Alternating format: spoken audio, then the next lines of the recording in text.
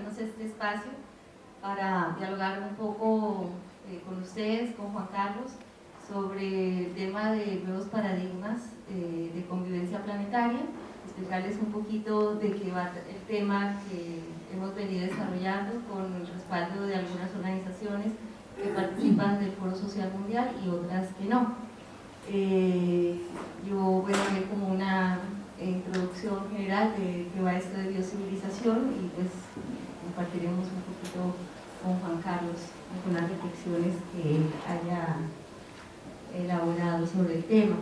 Esta idea viene de la mano muy de Leonardo Boff, cuando en el Foro Social Mundial en Belén, él habló, ya muchos lo venían hablando, que había una crisis a nivel del modelo, del paradigma civilizatorio dominante. También Leonardo en aquel momento hizo un llamado a fortalecer un nuevo paradigma de convivencia que desde su sentir ya estaba presente en la Tierra y que de alguna manera estaba tomando cuerpo a través de miles de hombres, mujeres, organizaciones que a través de sus experiencias comenzaban a darle forma a ese paradigma. A partir de esta reflexión hubo un segundo momento de cara al tema de biocivilización que se planteó paralelo al Rio+20. En aquel momento convocó IBASE Brasil en cabeza de Cándido Vygotsky, convocó a varias organizaciones de diferentes puntos del planeta, digamos aproximadamente 70, para hacer una reflexión a la cual él llamó caminos y descaminos para una biocivilización. De esta reunión salió la idea central de cuál sería el punto esencial de ese nuevo paradigma o nuevos paradigmas. Claro, son reflexiones que se asumía que evidentemente había una crisis, que era una crisis holística, una crisis no solamente financiera, sino una crisis externa que tocaba todos los factores, la economía, la política, pero también una crisis interna, una crisis de valores, una crisis de mentalidad. Y una de las ideas centrales que tomó fuerza allí es que quizá lo esencial de este paradigma era la red, que era lo esencial, pues la red de la vida, de la cual hacen parte los seres humanos, los animales, la planta y la madre tierra. Todo en red. ¿Esto qué implica? Que todo lo que hagamos en un sentido o en otro, pues afecta de una manera o de una otra manera a todo, porque al final todos estamos de alguna manera entrelazados. Esta reflexión se planteó alrededor de 3 preguntas: ¿con qué ética, con qué estructura de poder y con qué economía? Sin la pretensión de llegar a respuestas, porque no somos nosotros quienes hagamos las respuestas. Nos parece que las preguntas eran más como una metodología para avanzar, porque como lo dijo Chico Whitaker, la metodología en este caso será la del poeta: caminante no hay camino, se hace camino al andar. En la medida que vamos andando, vamos haciendo, vamos reflexionando y vamos visibilizando nuevos paradigmas que están presentes y de los cuales estamos hablando. Bueno, a partir de estas preguntas, las organizaciones se repartieron a sus países de origen. Nosotros pues tenemos la sede en Barcelona y desde allí empezamos a hacer un trabajo en 3 escenarios. Un primer escenario, y creo que esto hay bastante consenso, y es que efectivamente el pensamiento crítico es súper importante, tener el criterio, darnos cuenta de qué está pasando, pero es esencial la parte del compromiso de cada uno de nosotros, el cambio de conciencia, de darnos cuenta de lo que está pasando y empezar a cambiar interiormente, pero además hacer prácticas, porque ya sabemos que hay unos valores que estamos en consenso, que son importantes: el cuidado, la responsabilidad, la solidaridad, la fraternidad. Y yo creo que de esto se ha venido trabajando durante muchas décadas, pero luego vamos al punto de la práctica. Es decir, que pensamos que el nuevo paradigma no es que se esté inventando, no es que lo esté dictando una línea académica ni una línea política y que haya un decálogo de estos son los 10 pasos que vamos a seguir para salir de esto. Pensamos que hay unos acumulados, hay unas construcciones de la humanidad, algunas que vienen milenarias de Oriente, otras que vienen de las cosmovisiones indígenas, otras que también vienen de Occidente, porque no toda la creación cultural, pues no podemos decir que todo el paradigma de Occidente es malo, también hay construcciones culturales que son importantes. Entonces, todo este bagaje que se fue acumulando por la humanidad aunque fuera opacado por los paradigmas dominantes, pues ha permanecido y en este momento por suerte está en manos de mujeres, hombres, culturas en diferentes puntos del planeta, y ahora son referentes a los cuales pues hay que mirar, porque de allí son parte de las fuentes de las cuales tenemos que beber. Pero no solamente Biocivilización propone estos referentes de largo aliento en el tiempo hacia atrás, sino que también al mediano plazo hay muchos antecedentes, todas las construcciones de los movimientos sociales, el feminismo, la ecología, es decir, hay un gran bagaje que también se construyó y que está en este momento, lo tenemos aquí presente. Y ahora, pues, todos los últimos acontecimientos que se han venido dando y que de alguna manera se han enfatizado mucho con la crisis que algunos llaman del 2008, pero bueno, esto ha sido un punto de la crisis que se dio. Entonces, nosotros básicamente lo que hacemos allí en Cataluña es una primera fase de trabajo con las personas y darnos cuenta que siguió vigente lo que decía Gandhi, ¿no? Sé tú el cambio que quieres ver en el mundo. Es decir, primero que todo hay que hacer unos trabajos de conciencia personales, de cambio personal, hay que hacer unas prácticas y esos cambios tienen que reflejarse en unas prácticas donde decidimos, en nuestra familia, en nuestro trabajo, en donde estemos, porque si no nos quedamos solo en el discurso y hay que buscar trabajar por esta coherencia que no es fácil. Y hay que trabajar cada día por ser mejores personas, que tampoco es fácil, pero esto es importante y este cambio de conciencia es como el primer llamado, el primer paso que hay que dar. Mucha gente lo ha dado, pero todavía faltan muchas personas porque en este paso de alguna manera es como Matrix, estamos inmersos en una realidad que creemos que es la realidad, pero yo creo que hay que salir un poquito de esto y darnos cuenta que hay otras lecturas de eso que sentimos que es la realidad, de eso que es un paradigma dentro del que nacimos y que nos marca la forma como vemos el mundo, la vida y todo en general. Luego hay un segundo nivel donde buscamos que estas personas que se van inquietando por este tipo de temas hagan un enlace con gente que ya se está organizando. ¿Qué es esto? Pues que básicamente, hablamos a nivel de ejemplo, si yo digo que el banco, la Caixa, bueno, no voy a decir nombres, pero que si hay bancos que invierten sus dineros en la guerra, hombre, yo como llevo mis dineros allí, yo como persona decido dónde pongo mis dineros. Si el otro día estábamos en una mesa redonda sobre el conflicto en Colombia, en la parte del Pacífico, y un seguimiento que le están haciendo unas entidades y unas ONGs a las empresas españolas que tienen intereses allá y que de alguna forma tienen responsabilidad en lo que pasa, y yo preguntaba en la sala, no hace falta que ninguno levante la mano, pero ¿cuántos de ustedes tienen en Endesa su recibo de luz? ¿Y cuántos de ustedes lo tienen en Somenergia? En Somenergia, que es una cooperativa de energías limpias que tenemos aquí en Cataluña. No hace falta levantar la mano, pero son estas pequeñas acciones a las que estamos haciendo un llamado, porque nosotros como personas no solamente vamos a hacer ese cambio interior, sino que se tiene que reflejar afuera. ¿Y en qué lo reflejamos? En nuestras acciones como personas, como ciudadanos, como consumidores. Y todas esas son prácticas que hay que cambiar a nivel de consumo, hay que replantear, hay que revisar todos los consumos que hacemos, porque todo tiene una incidencia que fortalece un modelo u otro modelo, y esa es como una parte del reflejo de esta conciencia de la cual estamos hablando.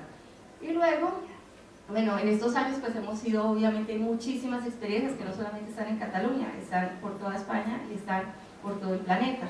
Entonces llegamos a un tercer escenario que es conectar las experiencias que hay a nivel de locales con experiencias internacionales, y dentro de este contexto es que se hace el Seminario Internacional de Convivencia Planetaria, que el año pasado, en 2016, llegó a la 14ª edición.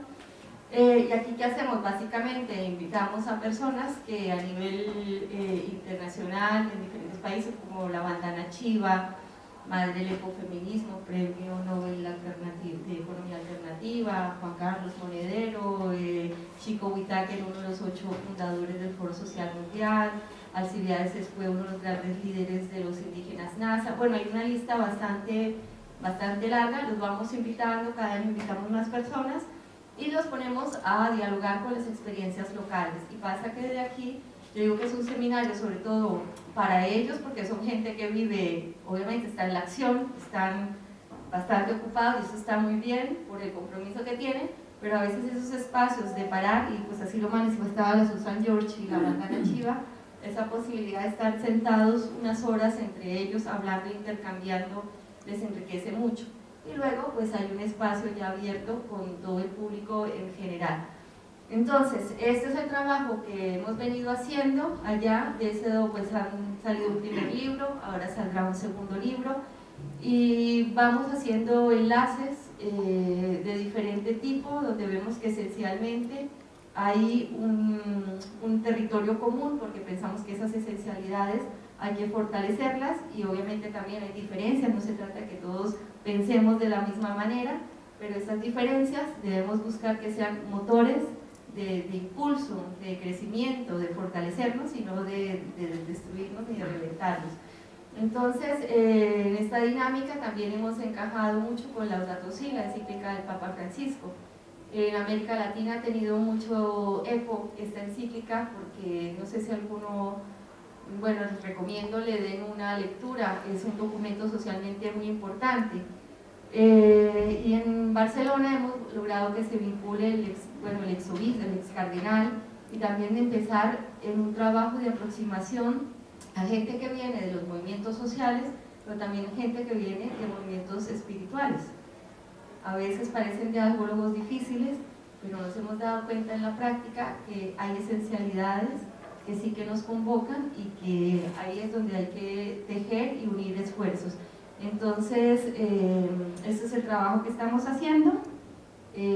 No sé si faltará 1, 2, 3 generaciones, pero creo que la conciencia es clara, saber que somos una sola especie, la de los seres humanos, y que tenemos la misma suerte en el mismo planeta, porque como casa, como especie, solo tenemos una, que es este planeta.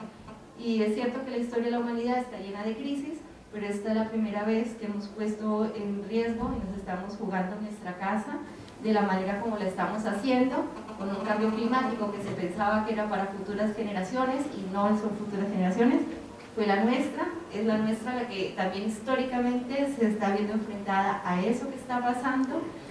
Los científicos ya han dicho que hay siete pasos importantes que se deben tener en cuenta, porque en la medida que se van quebrando, nos vamos aproximando a zonas de mucho peligro. De esos 7 pasos ya han pasado 4, ya hemos pasado 4.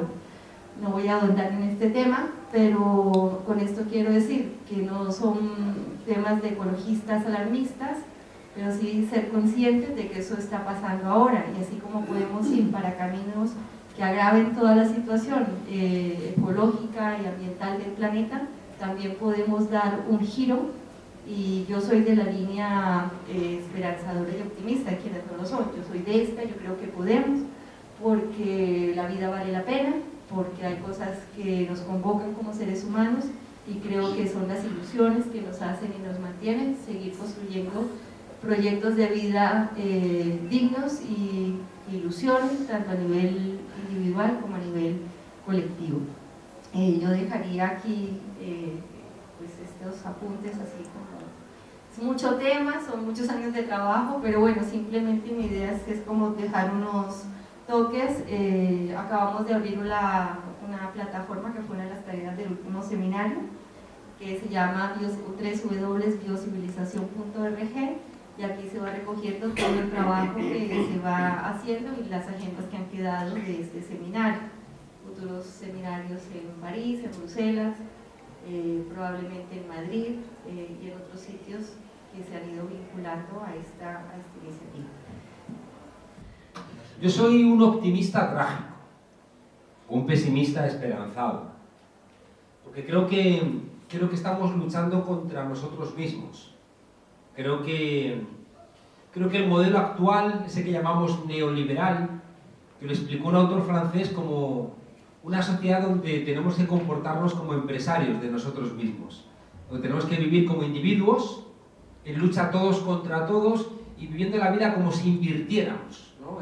Invertir en estudiar, en competencia, en mercados. Decía un autor que es más fácil imaginar el fin del mundo que el fin del capitalismo, porque todo se ha convertido en una relación mercantil. Y el problema es que lo hemos interiorizado, y eso tiene como resultado que este modelo neoliberal, donde, ya digo, vivimos la vida constantemente intentando ser rentables en todo lo que hacemos, tiene la forma de un sentido común. ¿Y cómo luchas contra un sentido común? A finales del siglo XIX y comienzos del siglo XX empezamos a ser ciudadanos a través del empleo. Por eso las mujeres tardasteis más en ser ciudadanas, porque trabajabais pero no se consideraba empleo.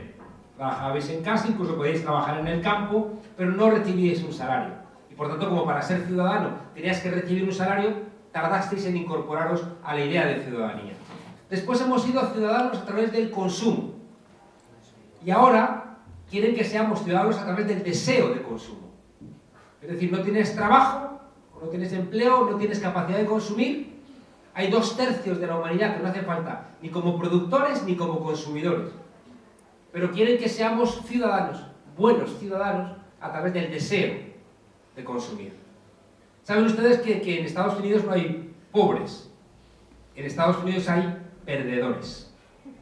Y la diferencia entre un perdedor y un pobre es que el pobre puede enfadarse con su situación. En cambio, el perdedor, el loser, como lo llaman en inglés, cree que él o ella es la responsable de su situación. Y por tanto no protestas porque, que no tienes empleo, pues haber estudiado chino mandarín en internet a las 5 de la madrugada, perezoso.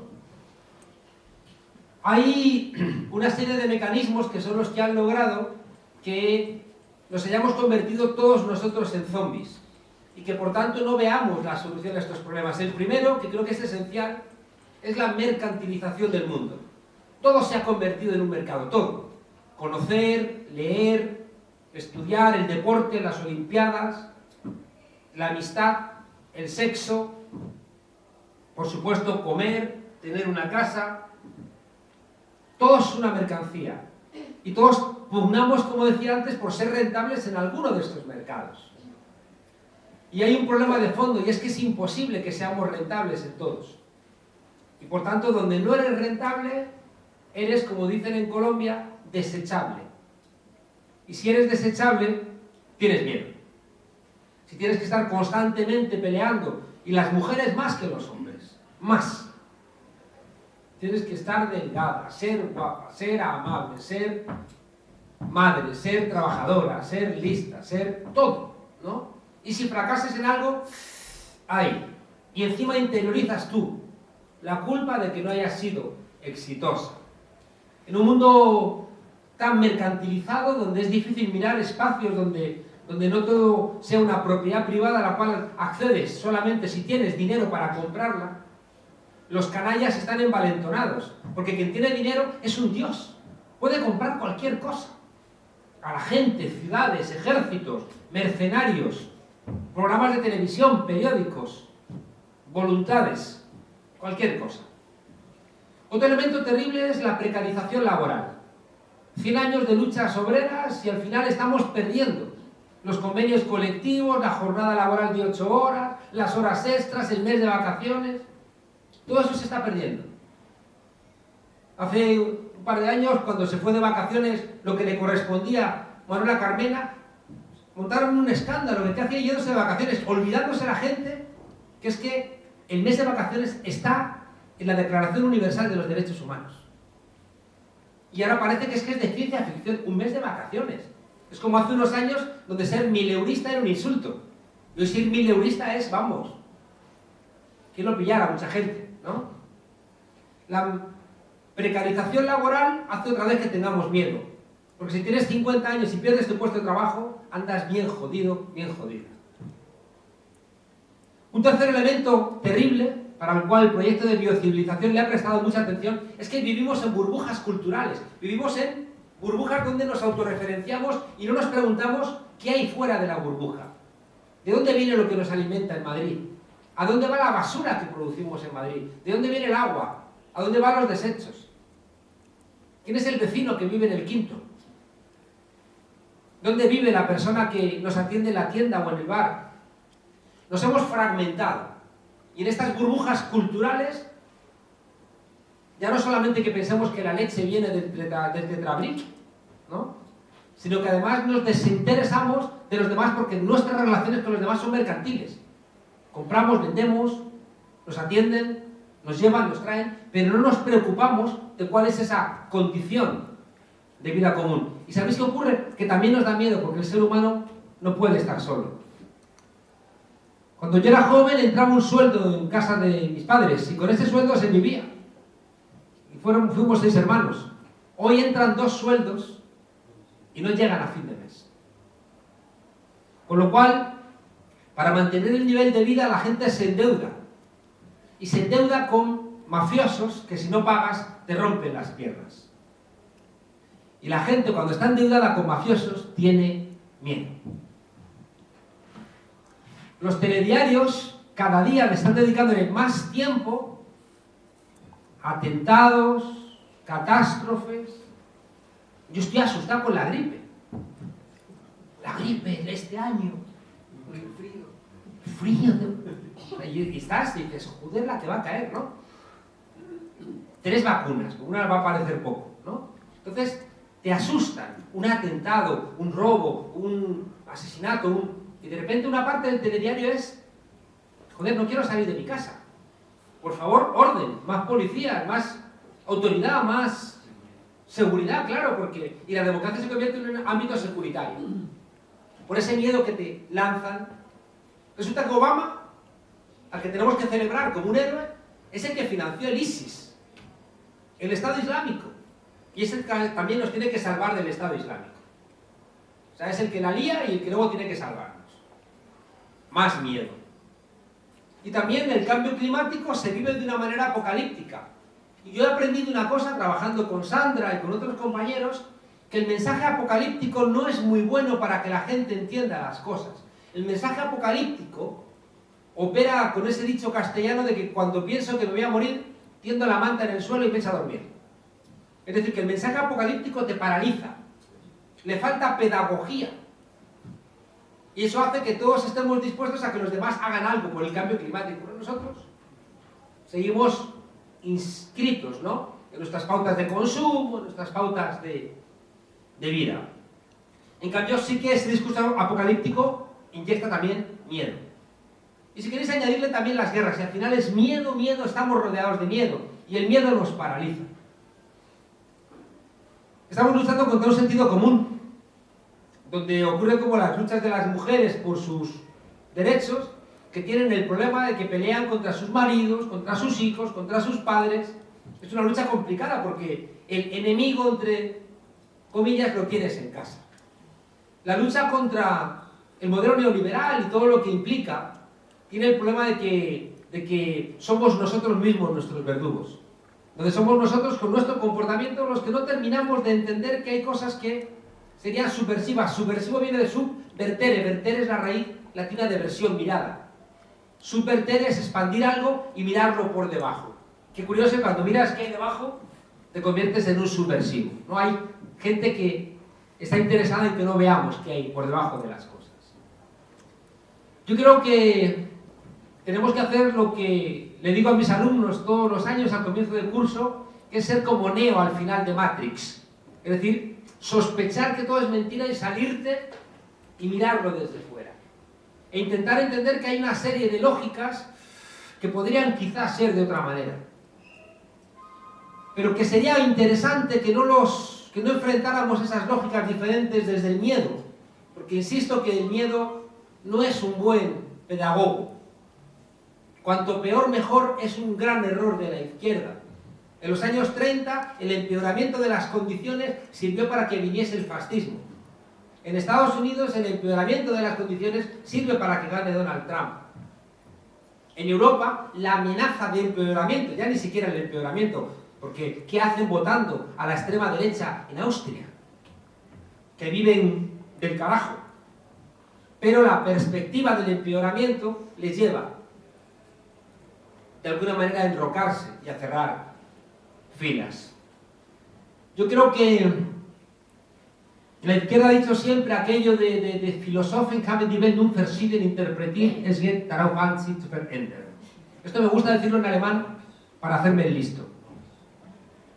Los filósofos se han dedicado solamente a interpretar el mundo. De lo que se trata es de transformarlo, decía Marx en la tesis 11 sobre Feuerbach. Y yo creo, fijaos, que ya no estamos en un tiempo en el cual esta tesis valga. Creo que hay que volver a interpretar el mundo. Porque si no lo interpretamos de manera diferente, con las armas melladas del pensamiento heredado, no llegamos a ningún tipo de conclusión. Con la palabra democracia, con la palabra Estado, con la palabra partidos políticos, con las palabras al uso, creo que no entendemos nada.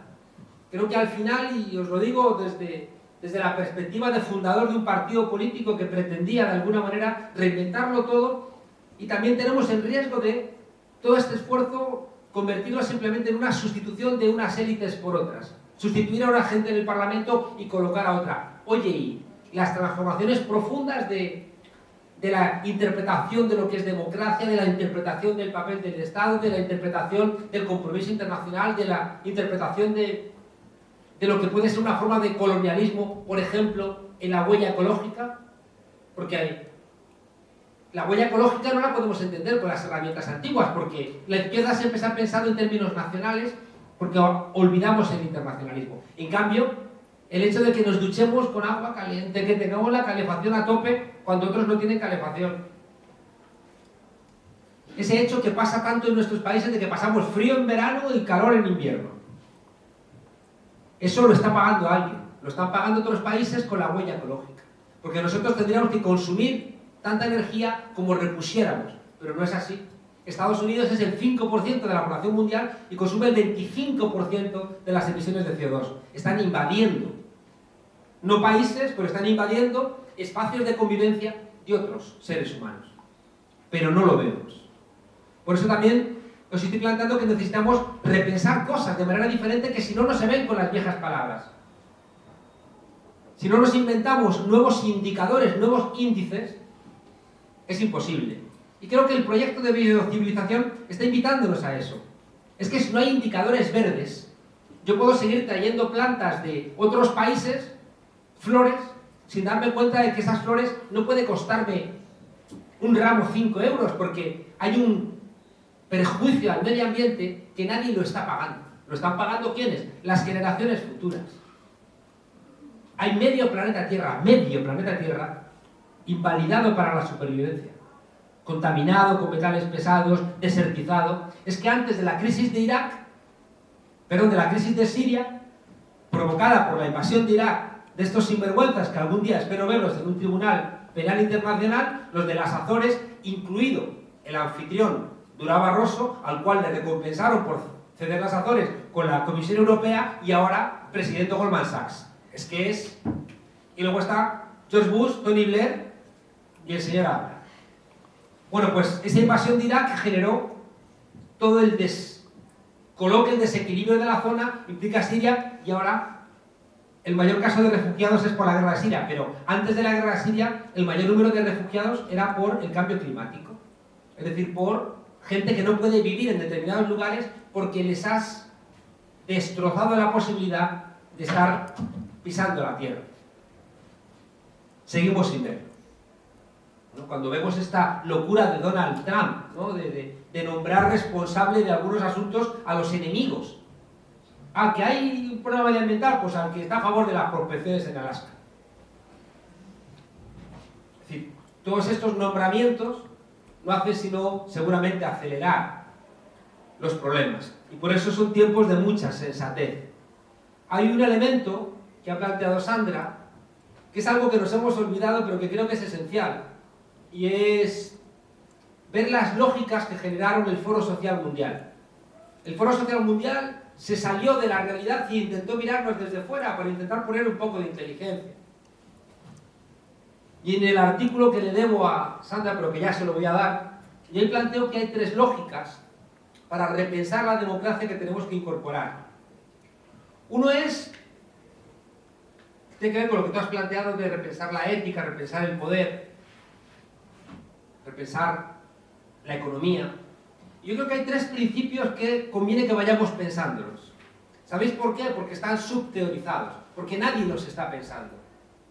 Porque hay miles de tesis doctorales sobre cosas estúpidas, que no le interesan a nadie, que son mentiras.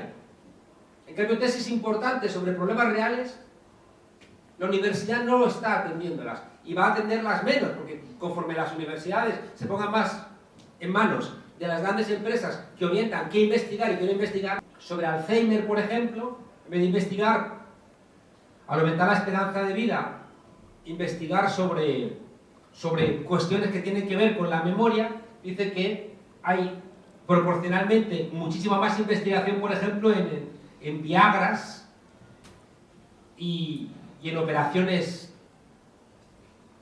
estéticas. Y decía este señor brasileño que al final va a haber abuelos con erecciones descomunales y va a haber abuelas con los pechos bien firmes, pero ninguno se va a acordar de para qué, ¿no? Hay tres principios que quizá debiéramos, ¿no?, pensar. Uno es la diferencia entre Twitter y Wikipedia. Twitter es un basural, donde cada uno cree que tiene derecho a opinar aunque sea un ignorante. Y es una forma de democracia a la baja. Es una comprensión del espacio público donde un ignorante cree que está a la misma altura que Einstein. Y dices, oye, que uno está estudiando y tú no has estudiado nada. Ya, pero tengo derecho a llamar imbécil a Einstein, ¿no? Entonces es una comprensión vaciada de la democracia que no va a ningún lado. En cambio, Wikipedia es la enciclopedia más importante del planeta. Y está hecha de manera colaborativa. Y es gratuita. Y posibilitada por el desarrollo tecnológico. ¿Dónde está la diferencia? La diferencia está en que en Wikipedia hay un grupo de 200, 300 personas que actúan de filtro, pero un filtro muy peculiar. Porque es un filtro que empodera a la gente para que haya 23 millones de colaboradores, pero al mismo tiempo es capaz de quitar las cosas que no son positivas, que son mentiras, que son interesadas, que lo paga una empresa. Por tanto, fijaos, hay un elemento colaborativo, generoso, no mercantil, pero que tiene un elemento reglado, pero es una regulación democrática, no es una regulación autoritaria. El segundo ejemplo, que también yo creo que tiene que ver con esto, es el del propio Foro Social Mundial. Un encuentro que nace en Brasil y que de alguna manera quiere dar una respuesta a algo que no hemos dado respuesta, y es que cuando en los años 70 el capitalismo entra en crisis, se empieza a hacer global, la globalización. ¿Y qué ocurre? Que los sectores económicos tienen instancias globales. La Organización Mundial del Comercio, el Fondo Monetario Internacional, el Banco Mundial, Davos, etc. Mientras que los sectores de los trabajadores no tenían ningún tipo de herramientas. El Foro Social Mundial, a diferencia del funcionamiento tradicional de la izquierda, que es, dime en qué me diferencio para montar un partido diferente, 2 comunistas hacen una célula y 3 una escisión.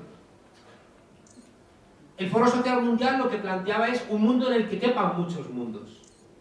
Un mundo donde la separación entre reforma y revolución y rebeldía desaparezcan. Y de alguna manera empiezan a traducirse reformistas, revolucionarios y rebeldes, encontrando los elementos que les unen. No primar lo que les separa, sino primar lo que les une. Y el Foro Social Mundial, ¿por qué funcionó? Porque también había un comité del Foro Social Mundial que fue el que tuvo capacidad de actuar en algo que me ha costado mucho entender, pero que creo que es la posibilidad de esta biocivilización. Yo estuve delante... ¿Qué hora es? Madre mía. No me vais a creer, pero soy tan torpe... ¿Las? Menos 20. Vale, tengo todavía 5 minutos. Soy tan torpe que me he puesto 2 presentaciones de libro el mismo día y a la misma hora. No tiene secretario. Y no tengo nada. Y entonces se pidió que se retrasasen un poco en la otra y que iba corriendo luego con la moto. Decía, mirad, hace unos años estuve con un compañero, con Ariel Jerez, por la provincia de Segovia haciendo un curso de asociacionismo. ¿Por qué? Porque la gente se estaba marchando de los pueblos y estaban quedándose vacíos, ¿no? Y entonces la idea era que si había mayor asociacionismo, si había mayor tejido vital, social, pues la gente no se marcharía. Y una amiga nos dijo, presentad el proyecto. Yo la verdad es que no quería porque tenía otros proyectos y hice un proyecto muy, muy radical, porque como la Diputación de Segovia era el PP, dije, voy a presentar una cosa muy radical y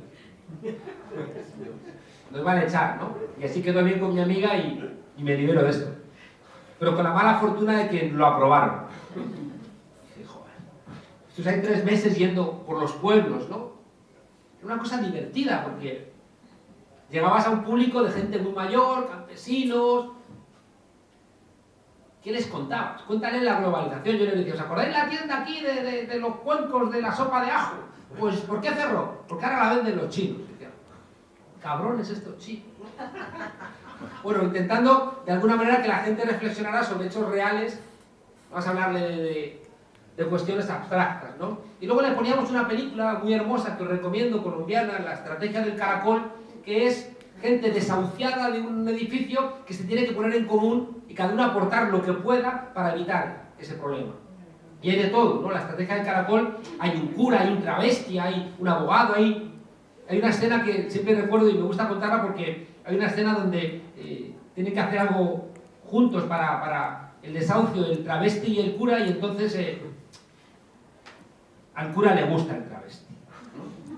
Y entonces está sentado el travesti y el cura se va acercando hacia atrás ahí, dejándose llevar por la pasión, y se va acercando a acariciarle el hombro. Claro, y imaginaos Castilla profunda, las señoras mayores, un silencio en la sala, todo aquello oscuro, pero se mascaba un silencio de tragedia. Y de la oscuridad de la sala salta Ariel y dice, esto es en Colombia, ¿eh? Aquí en España esto no pasa. Era mentira, pero ya todo el mundo se tranquilizó y dijo, menos mal, ¿no? Bueno, lo que iba a deciros que creo que es muy relevante, y es que en los pueblos donde había un poco de tejido social, ¿sabéis por qué era? Porque había habido un cura progre, un cura que había organizado la gente que tocaba la guitarra en la iglesia, el grupo de teatro, la excursión a Madrid, la excursión al campo. Seguramente luego se casó con la que tocaba la guitarra, ¿no? Pero lo relevante era, fijaos el funcionamiento de ese cura, ¿no? Joven, con ganas. Era un cura que no era de vanguardia, era de retaguardia. Si alguien hacía las cosas, le dejaba. En cambio, ¿él con quién iba? Con los rezagados. Él impulsaba cosas y delegaba, que la gente las hiciera. No esperaba ningún tipo de agradecimiento, ya le agradecía a Dios. No necesitaba ningún tipo de medalla, salvo pensar que estaba haciendo su tarea bien hecha, ¿no? Pensando sobre esto, creo que en este mundo, que tenemos razones para ser pesimistas, creo que la única posibilidad de hacer de ese pesimismo algo esperanzado es pensarnos como esos curas, que encontramos una tarea que tiene que ver con nuestra condición de seres humanos, con nuestra condición de entender que no somos nada sin los demás, sin entender que es muy difícil estar en el mundo desentendiéndonos de los otros. Es una vida de mierda, ¿no? Así entendida. Si es que hay experimentos donde una rata aplica una palanca, le sale un alimento, pero en la celda de al lado le da una descarga eléctrica a otra rata. A la tercera vez la rata no aplica la palanca. Hay cientos de ejemplos con chimpancés, igual, palanca, alimento, descarga eléctrica al chimpancé de la jaula de al lado. Y aunque tengan hambre, no aplican la palanca. Ergo, nuestras sociedades están moralmente por debajo de las ratas y de los chimpancés. Claro, y luego te tienes que mirar al espejo. Y cuando llegue, como decía Neruda, el momento definitivo, a ver qué cuentas nos rendimos a nosotros mismos, ¿no? Yo creo que uno encuentra una enorme satisfacción en aprender y en contar lo que aprende y tener una buena relación con los demás. Es que son seguros biológicos de supervivencia. Es decir, que cuando uno hace un favor a alguien se siente bien. Mientras que lo que nos está planteando el modelo es una concepción de nosotros mismos antropológica, donde el pez grande tiene derecho a comerse al pez chico. Y luego la gente, claro, incluso en los sitios en España donde le va bien, un 30% duerme con ansiolíticos, somníferos, drogas y demás, porque es una vida de mierda. Por tanto, una forma de estar en el mundo rompiendo esto que se ha planteado de la lucha de todos contra todos, de vivir como un enorme supermercado, de invertir en nosotros mismos, de desmercantilizar nuestra vida, de romper las burbujas culturales, de salir de esta idea de trabajar, de vivir para trabajar en vez de trabajar para vivir, de vivir endeudados, de vivir asustados.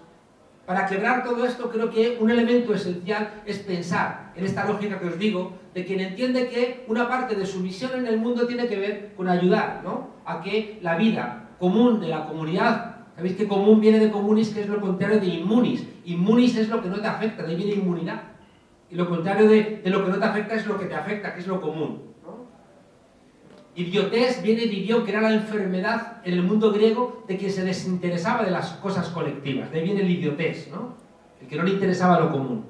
Entonces, estoy convencido de que todo esto implica un elemento de análisis que tiene que ser por definición colectivo. O sea, no funcionan las cosas con monólogos, funcionan con diálogos, ¿no? Y después este comportamiento que os digo, de no querer ser vanguardia, sino de sentirnos un poco de retaguardia y entender que nuestro espacio no está en apuntar las medallas, sino en acompañar, ¿no? Para construir este tejido social que al final redunda en una vida mucho más rica para todas y para todos. Biocivilización yo lo entiendo, y por eso os planteaba de cambiar las cosas, con algo que me pasó cuando yo era niño, y es que cuando yo le dije a mi padre que me enseñara a montar que me enseñara a nadar, me agarró por una pata y por un brazo y me echó a mitad de la piscina, ¿no? No me extraña que haya terminado votando a Vox.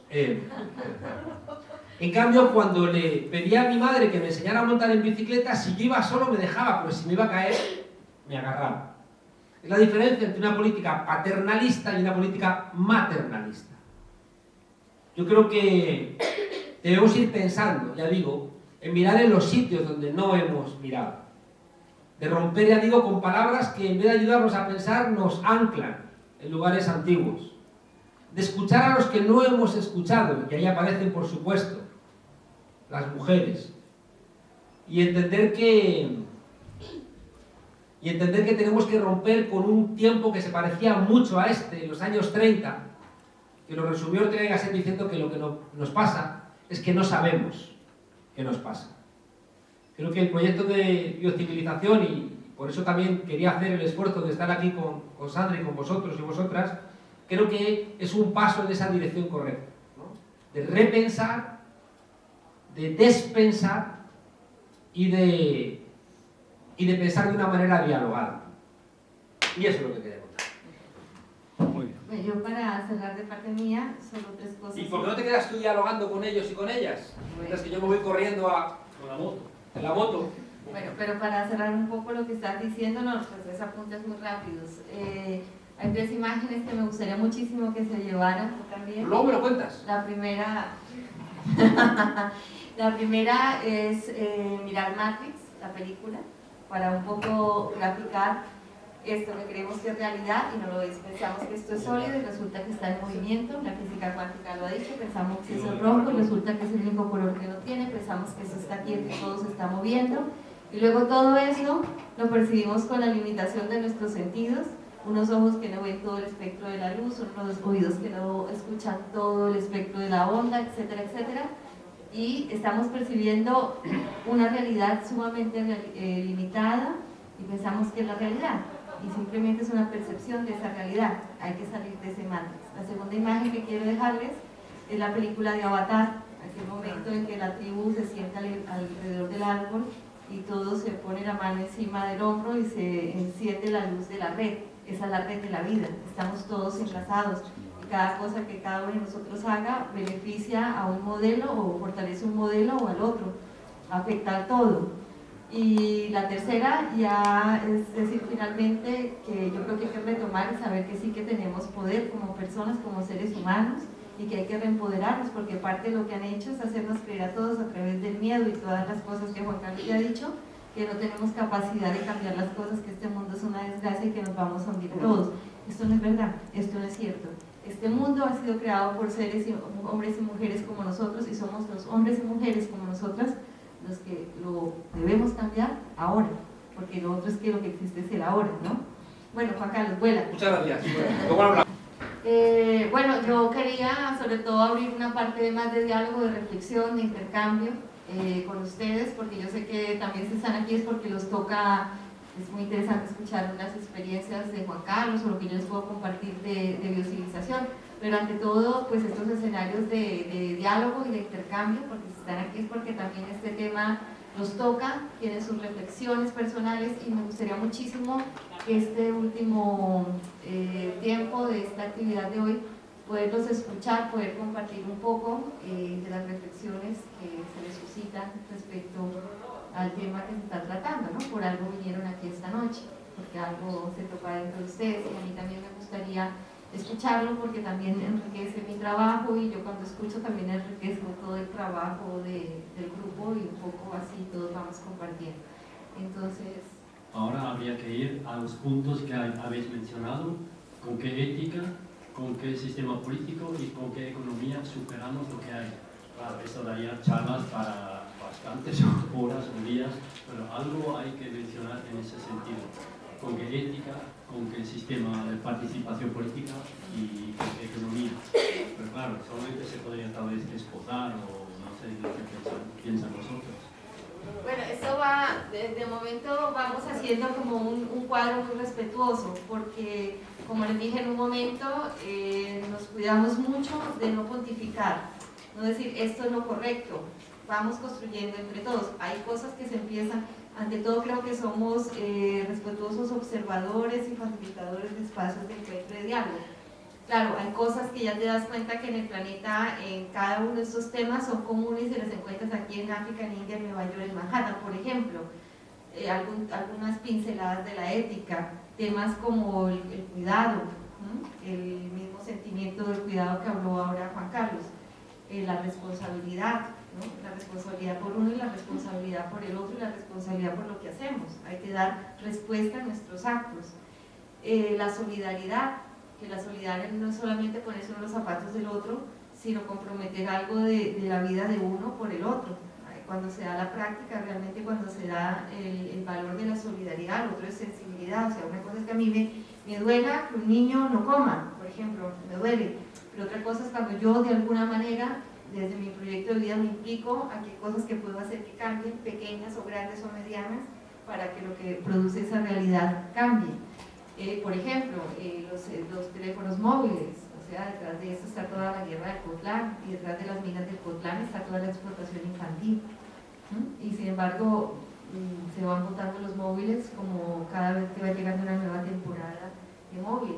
Entonces, vale, tenemos que utilizar la tecnología, pero ¿cómo lo hacemos? Hay que mirar la responsabilidad y el cuidado de los otros. Temas, por ejemplo, a nivel político, yo creo que hay una forma a nivel global que va cogiendo mucha fuerza, que son formas horizontales, que se identifican mucho con lo asambleario y con el enraizamiento en lo local, ¿no? en lo más directo, lo más cotidiano, lo más comunitario, lo más participativo. Y de ahí se van construyendo cosas colectivamente, soluciones colectivas, que van colectivamente construyendo nuevas maneras de solucionar las cosas, de hacer las cosas, de construir las cosas, que eso también se refleja pues a nivel como de la macropolítica. A nivel de economía, pues también vemos que hay mucha economía que tiene que ver con modelos más orgánicos, más integrados con las personas, la naturaleza, donde el capital no está por encima del ser humano, que es lo que pasa en el capitalismo, sino el ser humano y la vida sobre el capital. Entonces son inputs que ya si vas a la India lo ves, si vas allí lo ves, y esto es lo que decimos, la gente está construyendo ese nuevo paradigma de convivencia planetaria, más que construyendo, le está visibilizando y le está dando cuerpo a partir de esas prácticas, y por lo tanto creemos que hay que estar atentos, de estar mirando para estar aprendiendo y estar intercambiando para ver estos inputs nuevos que ya se están dando, cuáles son, porque también cuando las cosas se nombran, cobran vida, y yo creo que esto ya está esparcido por todo el planeta Tierra. Y si quieren que les diga cómo lo tengo en mi imagen, yo me imagino que todo este trabajo que los seres humanos, hombres y mujeres, están haciendo, empezaremos a conectarnos los unos con los otros, y habrá un momento en que habrá una red humana planetaria, no red a nivel de una organización, sino de conexión, de vida, y de alguna manera esto aflorará a nivel del planeta y tendrá que tomar un impulso en otros escenarios mucho más potentes, que ya son los macros, ¿no? De la economía y de la política.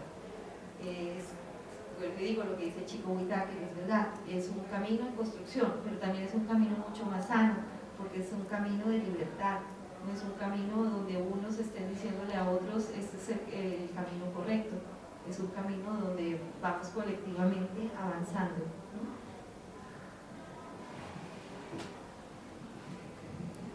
Bueno, yo quería hacer una pregunta un poquito más abierta y es un poco, bueno, tiene que ver con el repensamiento económico que se habla y con un poco la huella ecológica. O sea, hay teorías que hablan un poco del crecimiento sostenible y hay algunas que van un poquito más allá y dicen que no puede haber un crecimiento sostenible cuando la base de ese crecimiento quizá no es la correcta, que es un poco de lo que hemos hablado, de haber perdido quizás ese tejido social o esa estructura que antes teníamos y que ahora ha pasado a ser algo más superfluo.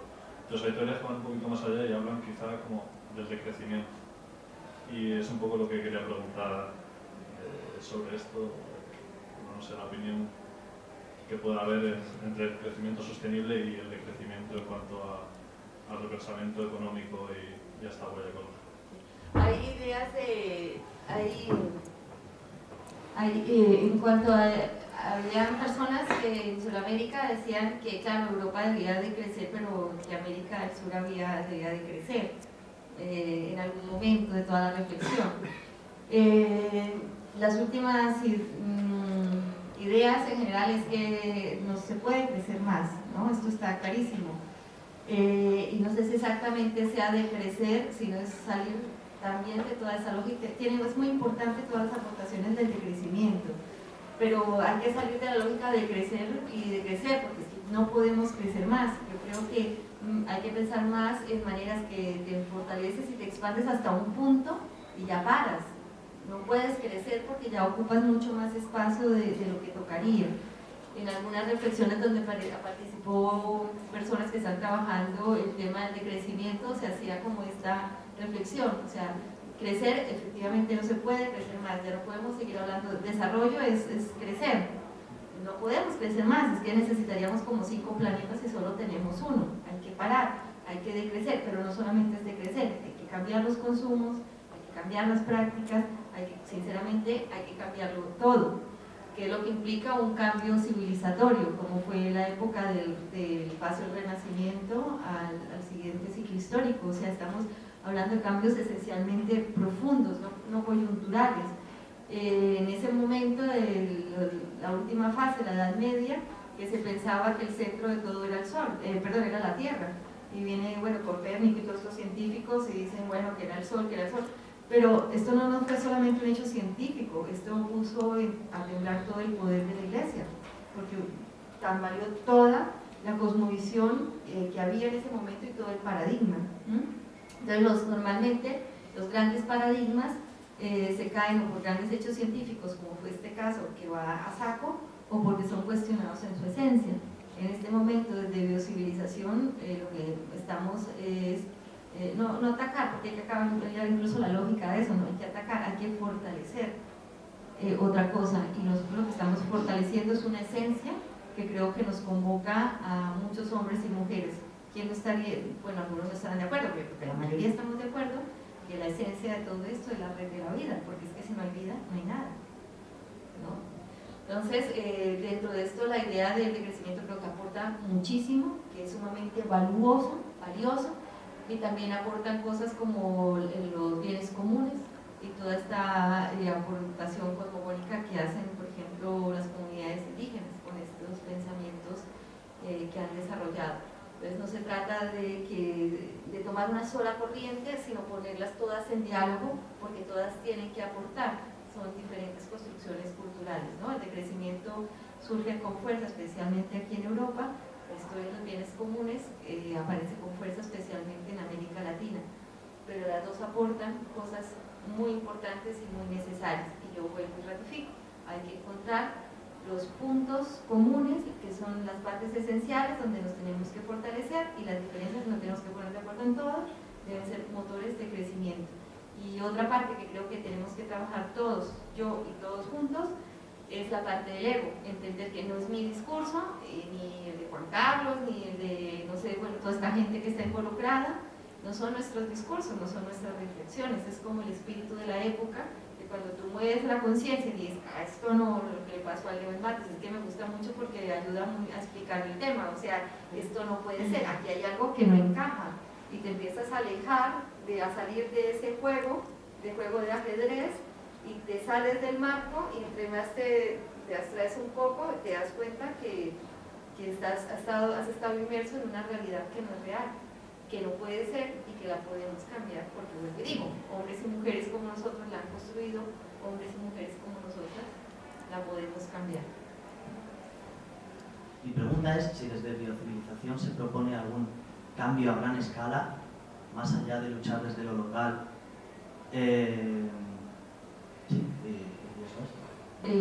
Aquí en algún momento se ha hablado de que, a ver, dos cosas. Primero, no nos podemos quedar solo en la resistencia, porque es importante. Pero si tú resistes, de alguna manera aguantas que esa embestida no te aplaste. Pero uno no se puede quedar ahí porque termina por cansarse. Uno tiene que resistir, pero además tiene que existir. Y cuando está existiendo, está avanzando, está construyendo, ¿no? Y por aquí va tirando. Lo otro es este trabajo de cambio no solamente va desde lo local. Nosotros pensamos que va de adentro, del ser humano, de adentro hacia afuera, lo local, y de abajo hacia arriba, hacia lo global, y esto vuelve y juega, de lo global a lo local, de lo local hacia adentro, en un movimiento permanente. Es decir, que hay que trabajar, se está haciendo cambio personal, pero también se está haciendo cambio en lo cotidiano, pero también se está haciendo cambio en lo local, pero también se empiezan a afectar las megaestructuras, todos estos movimientos que hubo de Occupy Wall Street, Indignados, la Primavera Árabe, son mucho más importantes de lo que todavía alcanzamos a percibir, y ha sido una manera diferente los movimientos sociales salir a expresarse, ¿no? Se salieron de los marcos convencionales. Entonces, no hay que esperar que venga un gran líder a salvarnos, ¿sabes? Sino trabajamos todos y todas por construir ese cambio en diferentes escenarios, desde la señora que está en la cocina, responsable de qué cocina, qué le da de comer a sus hijos, qué valores enseña, reciclamos, no reciclamos, qué energía compramos, etcétera, hasta la gente que está puesta en los macroescenarios de la economía y la política. No todos los caminos espirituales, no todos hacemos lo mismo, todos somos diferentes, pero todos estos trabajos son importantes y son necesarios. Y sobre todo, no perder la ilusión y la esperanza y la convicción, porque si no se empieza a fortalecer el otro que dice.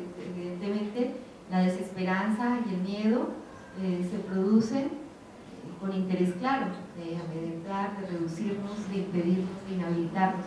A mí me gusta mucho El hombre de la rosa, y al final no se acuerdan, bueno, a mí me gustan mucho las películas, ¿se acuerdan esa escena al final que descubren quién era el monje que envenenaba todos los libros, y este monje le explica que él había, bueno, todo esto era porque no descubrieran la comedia, ¿no? Que era el segundo libro, ¿sí? Y entonces él le dice, ¿pero por qué hiciste eso? Entonces dice, claro, porque es que si la gente aprende a reír, el miedo, la risa mata el miedo, y si la gente pierde el miedo, la iglesia pierde bueno, en ese momento perdemos el poder, porque en ese momento de la época medieval, uno de los grandes poderosos era, claro, la iglesia, ahora son las corporaciones, ¿no? Y eso es parte de lo que tenemos que aprender a perder, el miedo, ¿no? Y esto se gana cuando uno también gana mundo interior. Y esto del mundo interior, interprétalo como quieras, desde espiritualidad a reflexión, o sea, hay muchas maneras de construir mundo interior, cada uno escoge su camino. Gracias por esta introducción y la charla.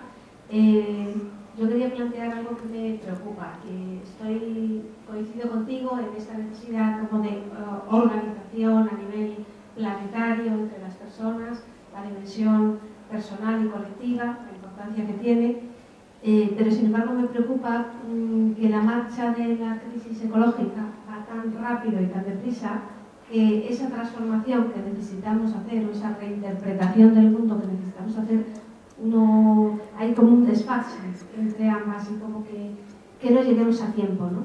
Que la crisis ecológica nos acabe de pillar antes de que se haya producido esa transformación. Es algo como que quería plantearte, a ver si veo algo de luz. la crisis ya está aquí y a las crisis no hay que tenerles miedo. Hay que entender que las crisis también son oportunidades de cambio. O sea, o nos amedrentamos, que también es una opción, o las vemos como unas oportunidades de cambio. Y yo creo que es que no hay otra alternativa, sino cambiar y construir. En este sentido de la Madre Teresa de Jesús, o sea, ella decía, a mí no me llamen a un meeting contra la guerra, sino a favor de la paz. Yo creo que hay un momento de que las cosas que vemos que van creciendo, hay que fortalecerlas. Y yo creo que la luz siempre la encontramos adentro de cada uno de nosotros mismos, o sea, interiormente hay algo que siempre nos guía, ¿no? Hay como una partecita que los ha hecho llegar a donde cada uno de ustedes está ahora, ¿no? O sea, oscuridad no hay, la luz no tiene luz adentro, hay que escucharse uno mismo y caminando, ¿no? Pero yo realmente no espero que nadie me ilumine el camino, sino yo aspiro a ser una, no sé cómo se dice en castellano, una cuca de luz, una luciérnaga, que con mi pequeño vuelo y al lado de muchas otras que también vuelen, pues entre todas ahí vamos haciendo luz y vamos iluminando entre todas el camino que entre todos vamos construyendo. Muchísimas gracias y sobre todo espero que se lleven de estos escenarios una bocanada de optimismo, de saber que no estamos solos, de saber que no somos pocos, de saber que somos muchos y que seguramente no, en este momento, como decía el chico Whittaker, decía, bueno, de los 70.000 millones de los 7.000 millones de habitantes que habitan el planeta Tierra, el 1% seguramente que ha cambiado, de hecho ese cambio de conciencia son 700 millones de personas y chico Whittaker decía, son muchos y son pocos. Yo le decía, chico, yo creo que son muchos más, porque es que mucha gente está haciendo el cambio silencioso en sus vidas cotidianas, no lo hace público, sino que decididamente ha ido al cambio y lo está haciendo. Bueno, todas las prácticas que se van implementando. Entonces yo realmente creo que hay mucha gente, yo creo que lo vamos a conseguir, yo creo que lo estamos consiguiendo, creo que nos falta caminar, pero creo que la vida y la especie y todas estas cosas bellas que nos convocan son el aliciente necesario y suficiente para continuar y sobre todo saber que no estamos solos, porque a veces uno está en su cocina y se siente que está solo y que en su casa lo único que recicla es uno, por ejemplo, pero así hay un poco de millones de personas por todo el planeta y esto es el trabajo, el cambio, no está puesto en bandeja, pero se va haciendo y se va sumando todos estos pequeños esfuerzos y de aquí, yo siempre lo he dicho, vendrán los grandes cambios. Todos los grandes cambios de la humanidad no se dieron de la noche a la mañana, fueron pequeños cambios que en las cotidianidades se fueron sumando y se fueron fortaleciendo a través del tiempo y fueron cambiando. Y yo que sepa, hoy en día no hay un solo señor, bueno, no quedó un feudal de aquellos que pensaron que nunca caerían, cayeron. Todos aquellos reyes, el rey Sol y toda esta gente que se sentía omnipotente, todos cayeron. Hay otros tipos de monarquías, pero estas de aquella época que pensaban que tenían derecho a decidir sobre la vida y muerte de las personas de la manera que lo hacían y que nadie les tocaría, se cayeron. O sea, todos los poderosos se han caído. No veo ninguno que haya permanecido. Todo ha habido transformación, porque la vida es movimiento y el movimiento comporta también cambio. Bueno, ya con este mensaje, pues muchísimas gracias y muchísimas gracias.